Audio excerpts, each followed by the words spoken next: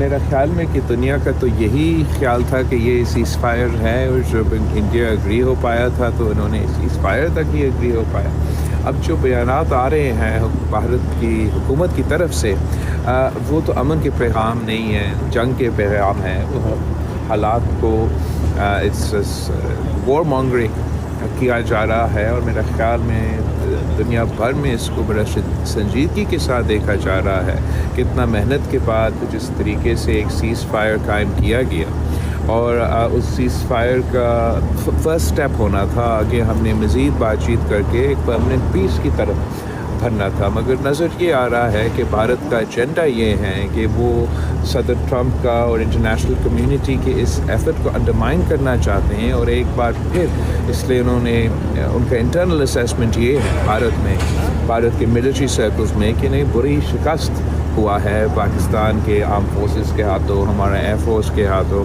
تو اس کو over compensate کرنے کے لیے یہ اس ٹریجیکٹری کی طرف بڑھتے نظر آ رہا ہے۔ پاکستان ایک رسپانسبل نیوکلیئر اسٹیٹ ہے۔ ہم نے اس جنگ کے دوران بھی ایک بہت ہی رسپانسبل کردار ادا کیا، ریسٹرینٹ کا ظاہرہ کیا، اور آج بھی جو ذمہ داری اس ڈیلیگیشن کو دیا گیا ہے وہ امن کی پیغام لے کے اس کے لیے جدوجہد کر رہے ہیں، جبکہ بھارت کا میرا خیال میں ارادہ یہ ہے کہ وہ ان کا اپنا جو ان رسپانسبل بیہیویئر ہے اس کو کنٹینیو کرنا چاہ رہے ہیں۔ انٹرنیشنل لا کے، یونائٹڈ نیشنز کے رولز بیسڈ آرڈر کو وائلیٹ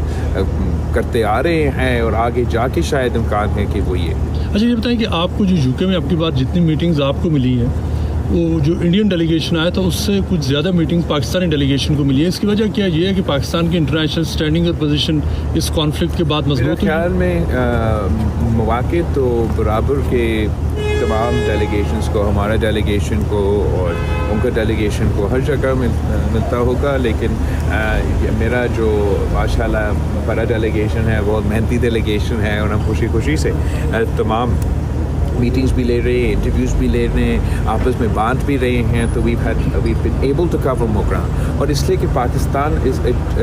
کا ٹرانسپیرنسی پہ یقین رکھتے ہیں۔ ہم اپنے آپ کو میڈیا کے سامنے، تھنک ٹینکس کے سامنے پیش کر رہے ہیں، ان کے سوال کے جواب دینے کے لیے تیار ہیں، اس لیے پاکستان کسی چیز کو چھپا نہیں رہے ہیں۔ ہمارا مقدمہ حقیقت پر مبنی ہے، بھارت کا مقابلہ جھوٹ پہ مبنی ہے، بھارت کا جنگ بھی جھوٹ پہ مبنی تھا، اور آج کا موقف بھی جب آپ سچ کے ساتھ کیمپین نہیں کر رہے ہیں تو مزید مشکل ہوتا ہے، پھر وہ لمٹ کر دیتے ہیں اپنے انٹریکشنز، چاہے وہ میڈیا کے سامنے ہو یا تھنک ٹینکس کے ساتھ، وہ ریسٹرین کرتے ہیں، تو اس لیے آپ کو یہ امبیلنس نظر آ رہا ہے۔